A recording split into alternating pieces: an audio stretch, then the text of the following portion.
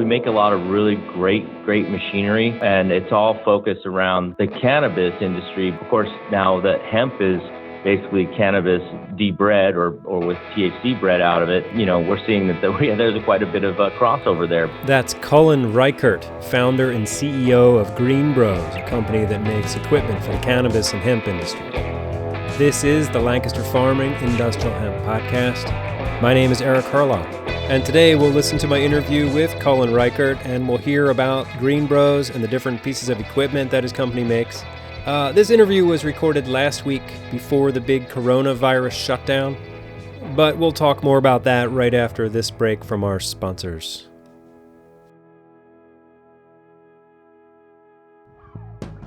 This episode is brought to you in part by King's AgriSeeds, your source for premium forage, cover crop, and industrial hemp seed. Does your CBD hemp come with a replant policy? Auto CBD from King's AgriSeeds and Phylos does. Guaranteed to establish or they'll replace your seeds. They stand behind their products and producers to give you greater confidence. Plant Auto CBD this spring. Terms and conditions apply. Give them a call at 717-687-6224 or visit kingsagriseeds.com/hemp.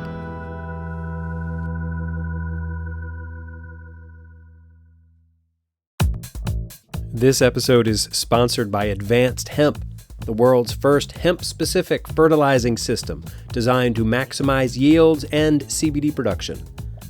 At Advanced Hemp, they have a team of 25 PhD plant scientists who have been researching the plant for over 20 years, and they really know their stuff. So if you want heavy yields of high CBD hemp, feed your crops Advanced Hemp. But don't wait. Production is limited, so pre-order now at advancedhemp.com.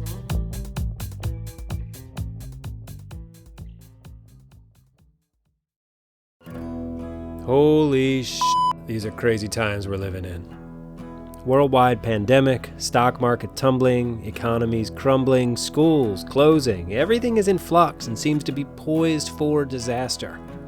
But we can get through this. As a proud, yet disenchanted member of Generation X, I feel like this is our time to shine. And while I know there will be plenty of suffering and heartbreak and sadness, I also believe in silver linings. These are the days that will make us stronger as individuals, as a people, as a species, interwoven into the fabric of life on Earth. Anyway, I hope you and your family are safe and well provisioned. At my house, we're going all Little House on the Prairie. We're baking bread and making sauerkraut and homeschooling the kids, planting cold crops, and just making the best of it. I know there's been lots of cancellations and disruptions, but I assure you that this podcast is going to keep going week after week. Hopefully it will continue to be a source of information for you, and maybe also a source of entertainment and distraction if you need it in these crazy times. So I look forward to serving you in that way. Please get in touch if you have an idea for a show topic or you know someone that I should talk to. I'm always open to suggestions. You can email me, podcast@lancasterfarming.com.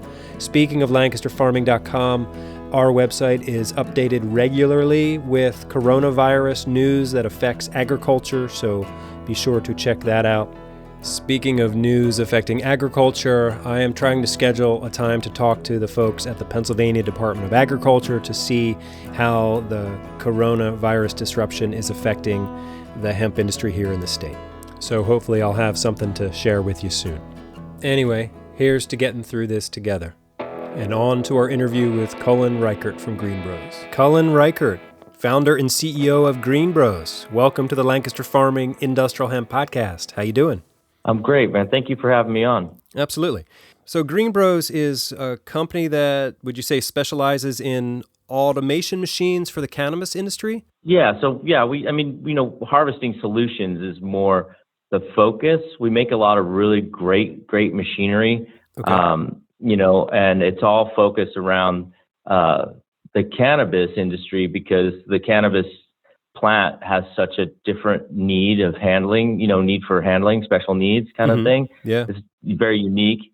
Of course, now that hemp is basically cannabis debred or with THC bred out of it, we're seeing that there's quite a bit of a crossover there because Right. the plant remains identical. But yeah, we we're a solutions company, which means we're focused on helping people find the answers they need to the problems that they have, and a lot of that, of course, is around the equipment that we manufacture. When I think harvesting equipment, I think, combines and harvesters and things like that. Sure.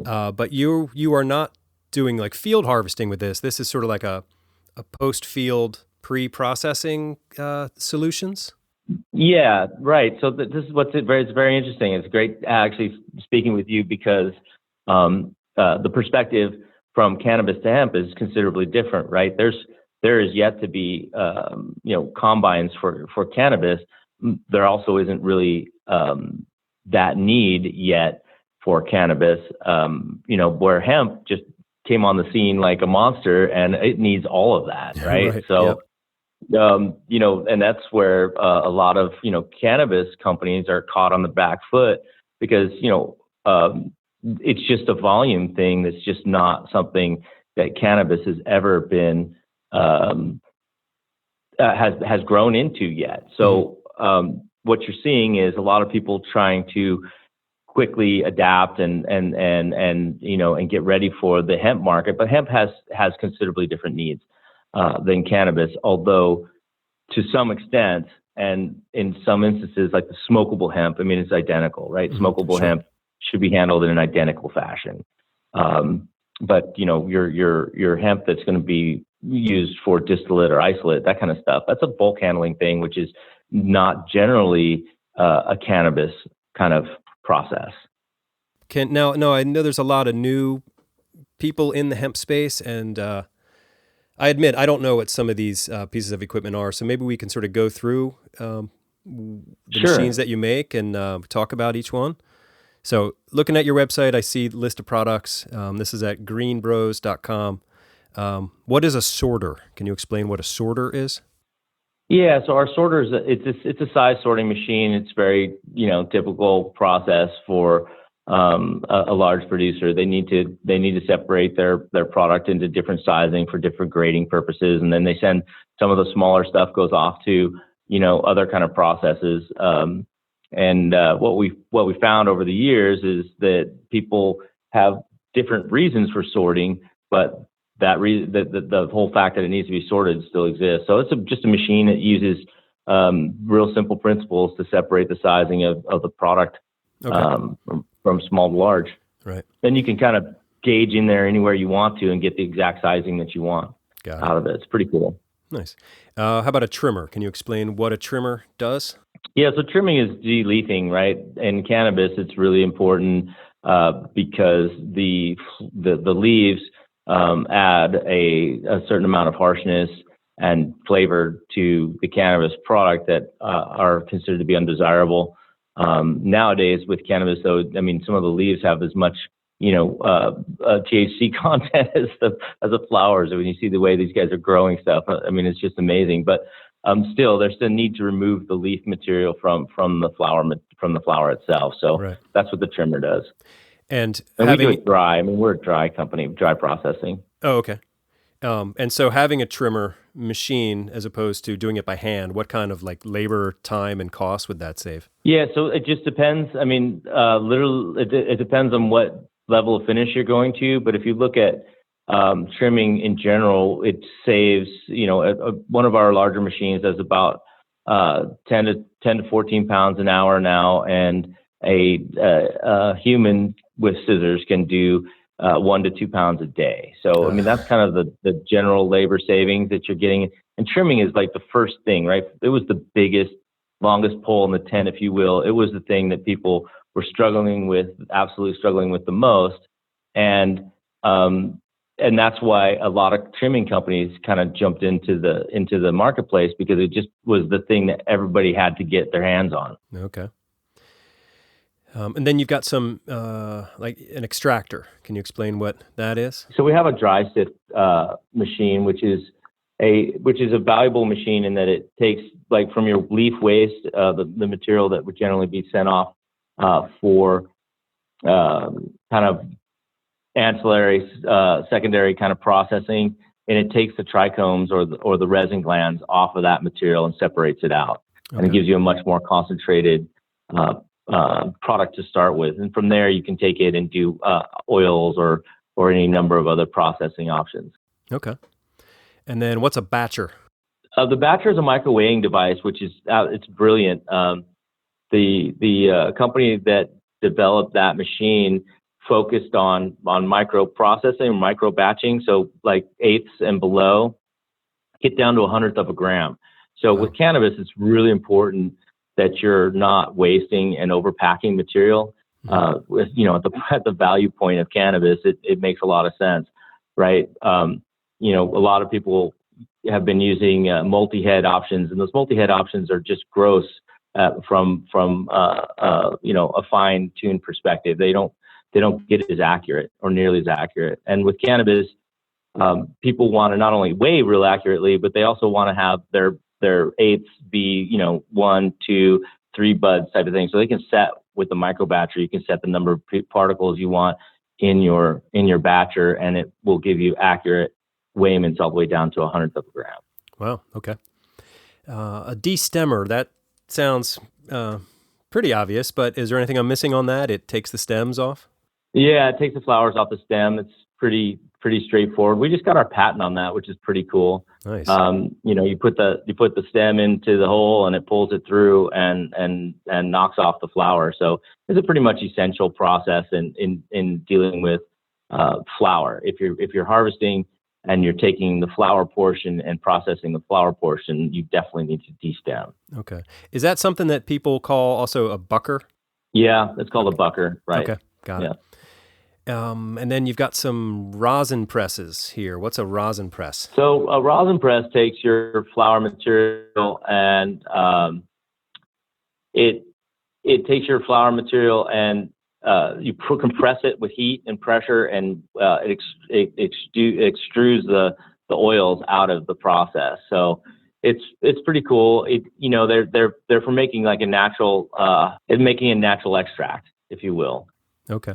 So you've got these great sort of automation solutions for growers. So why should hemp farmers be thinking about automation? Well, the hemp farmers have a much bigger need than cannabis farmers, in that there's so much volume to deal with. And just on a quick side, we started getting calls last year, putting down these many acres, blah blah blah, of hemp, and I'm just thinking, wow, there's no processing, there's no infrastructure, there's nothing in place. And I've got guys saying, well, can we build a facility? And I'm like, you're about a year too late when you talk about building a facility, right? Because you got to get a concrete pad, make a building, and get equipment in there. And there's a serious amount of cost when it comes to that kind of thing. So hemp kind of followed the other side of cannabis, where cannabis kind of grew up and a little bit slower. So a lot of the equipment kind of grew up with the industry. Hemp kind of jumped into commercial production so fast without that kind of infrastructure. Yep. And that's really what's been kind of amazing. I mean, the combines with the new hemp and the stickiness of it, the combines that exist are not as effective as they need to be. So the big equipment doesn't exist to handle it. There's some attempts by companies to make equipment that does handle it, and those are, they're just not ready yet. I mean, it doesn't have the maturity of corn or soybean or any of these other crops, right? So it's interesting to see how the whole industry is reacting to it. But there's a lot of hemp that just didn't get processed right, and there was a lot of money lost this year. Yeah. Last year took a lot of people by surprise. Seems like everybody jumped in without much of a plan, and the advice that guests on this show were giving were is like, start small, have a plan, try to have a buyer, but some people just don't listen, I guess.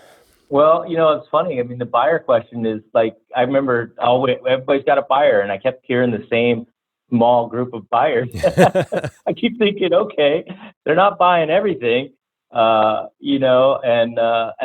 was just on a radio show, and the host asked me, well, what do you think of these companies gone bankrupt already? And I was just like, it's business gamble, right? Somebody made a gamble.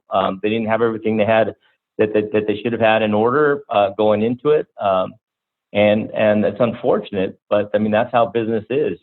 Sometimes you you roll the dice and you get lucky, and sometimes you roll the dice and you don't. And it's not, preparedness is the issue, right? Right. I mean, gamble, but gamble wisely. That's what I look at it. Like, I rarely make gambles that I don't really feel confident in, and I have it hedged with something. I've made mistakes.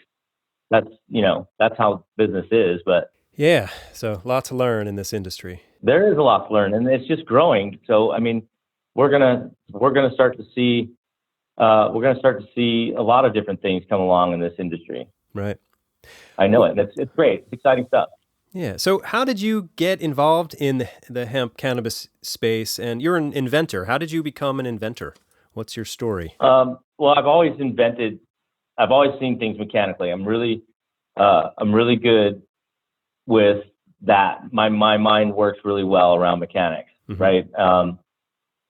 I spent, I don't know how many years when I was raising my kids watching How It's Made, because that was a show that I could watch while the kids were messing around. Yeah. And that was my thing, was like understanding how things are put together and how do people create, processing of different products. So really kind of studied that. But when I started out growing because cannabis was so valuable that it was an opportunity to supplement an income. I had 4 kids running around and living in California, which is an exceptionally expensive place to be. I found myself needing extra income. So anyway, I mean, that's kind of what got me into the cannabis space. But once I got in, I wasn't very good at growing. I just am not very talented when it comes to taking care of plants. So, Okay.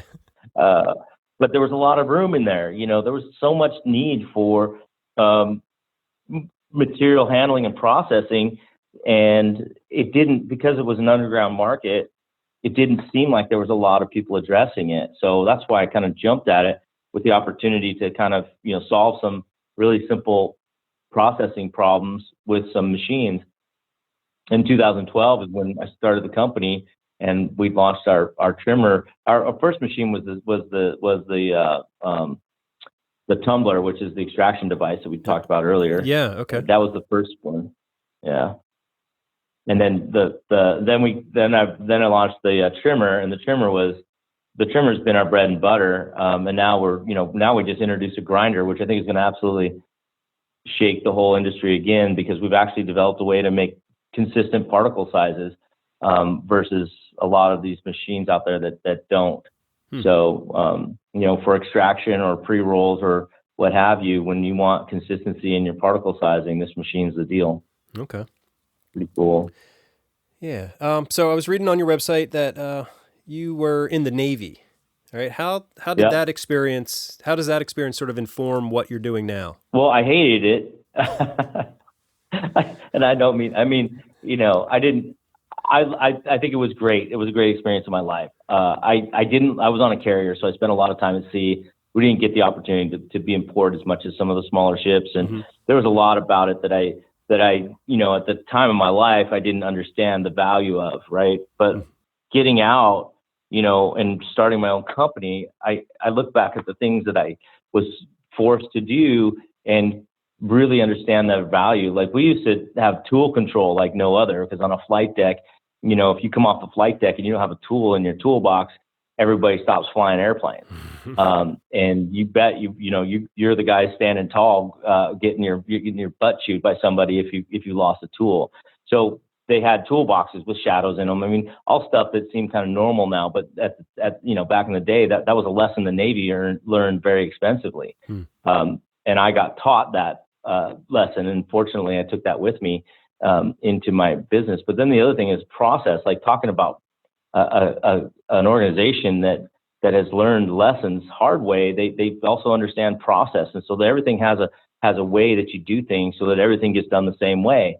And it seems on the kind of face of it like obvious, but it's not. I mean, you'd be surprised how many organizations or farms I've gone into where there's kind of a haphazard process, like it's not understood or defined, and the next guy might come in and do it a little bit differently than the guy who did it before. Right. So there's never any consistency, and there's never any way to train anybody who's new, and all these things get lost. So those are the things I learned from the Navy was that kind of that hardcore structure and discipline around certain very important things that helped me to really establish, the rules around what we do as a company. And we're still learning those rules, right? We're still developing process, and we're still struggling with getting information passed down correctly. And it's a never-ending process. You don't just get it done and go, oh, we fixed everything. It doesn't work that way. Are your machines made here in the U.S.? Yeah, everything. And we actually source our steel here in the United States as well. So, and our plastics. So we do about 95+% of our manufacturing is done with U.S. goods, which is, I think, pretty amazing in this day and age. We do have to buy some things from overseas. It's just how it is. There are certain things that just don't get made in this country. Right. You mentioned plastics. If hemp plastic was available, would you be able to switch to that? Yeah, so we've looked at, there's some clear acrylic type of stuff. It's just not really, right now it's not affordable. Mm-hmm. It doesn't make a lot of sense, but yeah, absolutely. I mean, once it becomes more, I guess, ubiquitous, and available, I think we're all about it. I mean, the stuff we use now is all recyclable. Mm-hmm. So we're very conscious about that. So we're about 98% recyclable on the machine as well. Okay. On all the machines as well. Right. Do you have a larger vision for the hemp industry in the U.S.? Hemp is a hard one for me. I think, though, once the market starts to settle and we see what CBD really does, as far as being an additive to everything, mm-hmm. And we start to see how people start to incorporate that, I think that market will balance things out and help, settle demand, and you'll see large producers kind of figuring out how to be profitable in a market space. And you'll see, we'll see the kind of the turbulence come out of it a little bit, and it'll be a normal crop. I don't know that I see it being a staple, but I don't know. I could be completely wrong. It just depends on if we get people to jump over on hemp fiber and hemp plastics and some of the other things that that hemp has been promised. The promise of hemp. Right. Can deliver. I don't know if those things will come to fruition or not. It's hard to tell, because if you listen to some people, hemp is the savior plant, and but there's an economic reality around it too, right? And that's really the question: what will happen, and how far will we push to incorporate things like hempcrete and hemp plastic and hemp fiber for clothing and those kind of things? I don't know where those markets are going to go. I don't think anybody does. And that's really kind of the question, right? Right now, I think it's a hot market because it's a CBD-based market, and CBD is a big driver, and it's a buzzword, and everybody wants it and everything. And so that's what's kind of driving hemp, right? Because that's the value point. So I'll be curious to see how it does balance out, but it will balance. I do have some concerns when you take a massive crop like this. I think it's interesting, the number of farmers who are planting a couple 10 acres of hemp instead of 10 acres of whatever food product they were planting before, and food's being shipped off to Mexico. That kind of concerns me a little bit, but maybe not as much as it looks like on the surface. I don't know. I know you can't really survive on hemp, so. I don't know. All right. Well, those hemp seeds have a lot of protein. They do, and nothing wrong with them. As a matter of fact, I do eat my hemp seed. Yeah.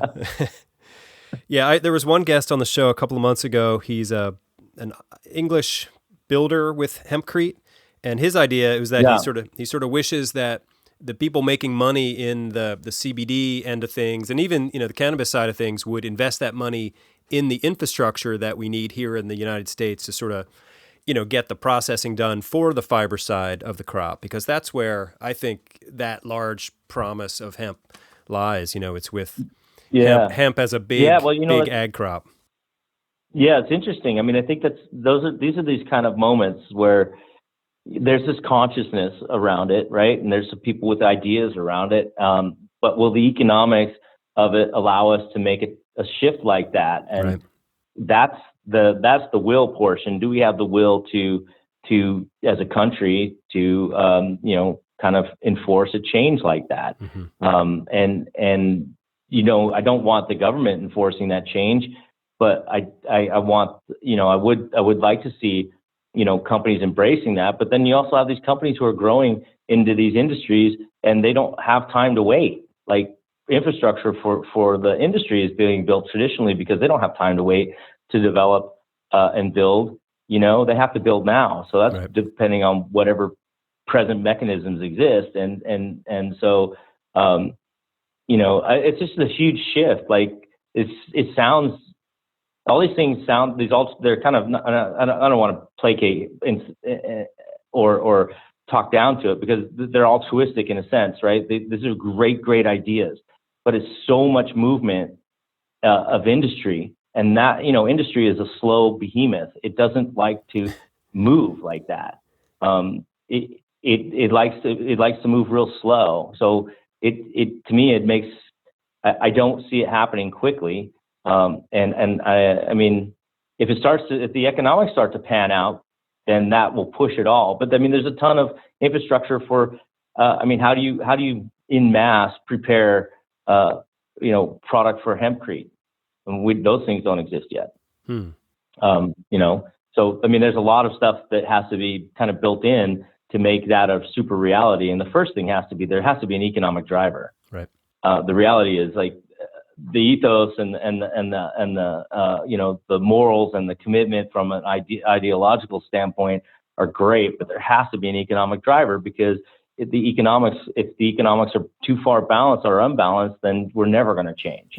Getting back to your automation machines, what kind of like return on investment could farmers expect to see? Well, that's a great question. In cannabis, we're seeing return on investment in days and weeks, which we always laugh about because all the machines that I buy for my company to make these machines are measured in years. But it can,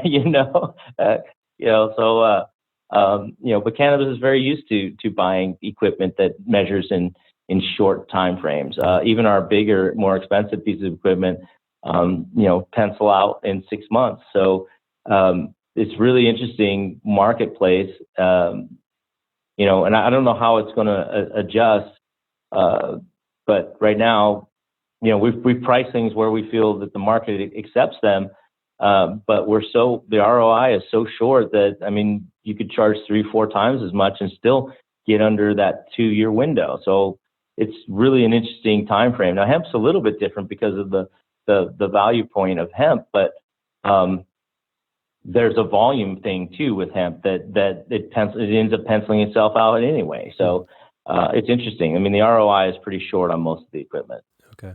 What's it's like well under that 2-year mark. Okay. What's like the average price of one of the trimmers? So trimmers are about 17. Okay. If you throw a rise conveyor on the trimmer to feed it, you're at somewhere in the 30 range.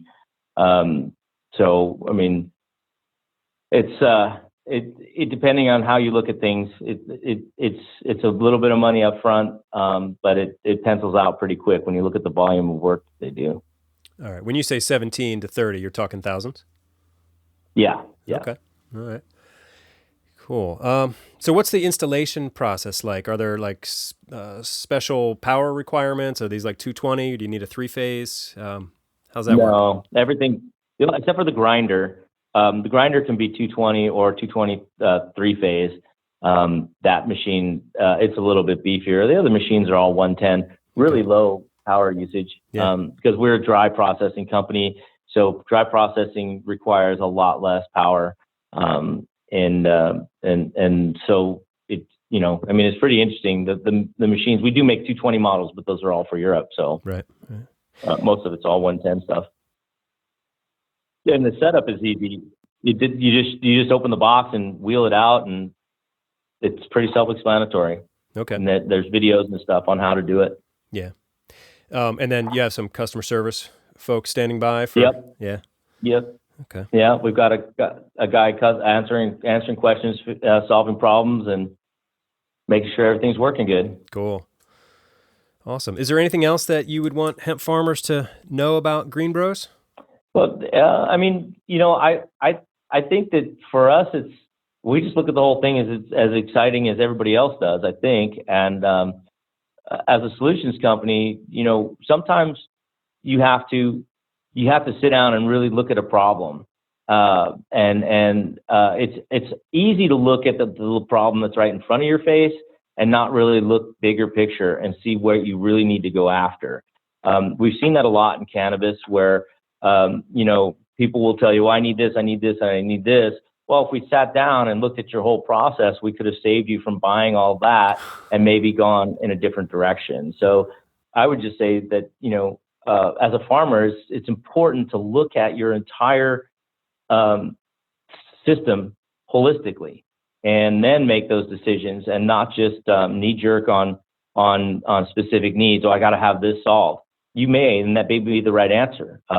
But there may be other answers that are available to you that you're not seeing, because it's easy to get caught in the weeds when you have a lot of weeds. There you go.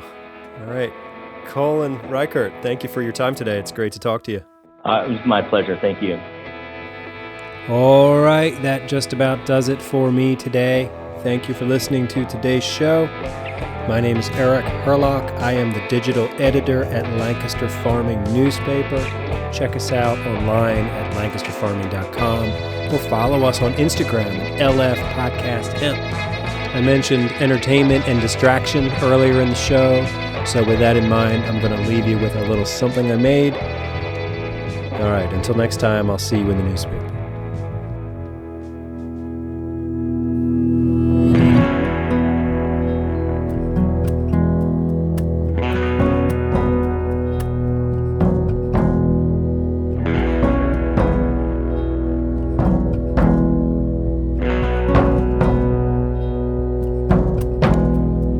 Wash your hands real good.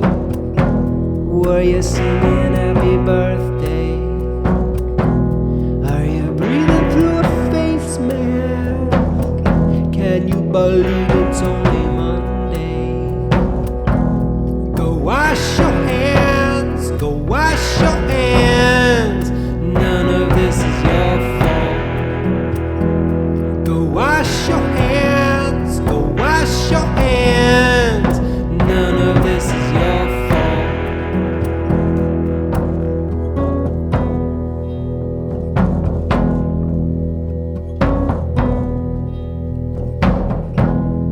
Make sure you wash them real good. Try to get the blood off, 'cause none of this is your fault.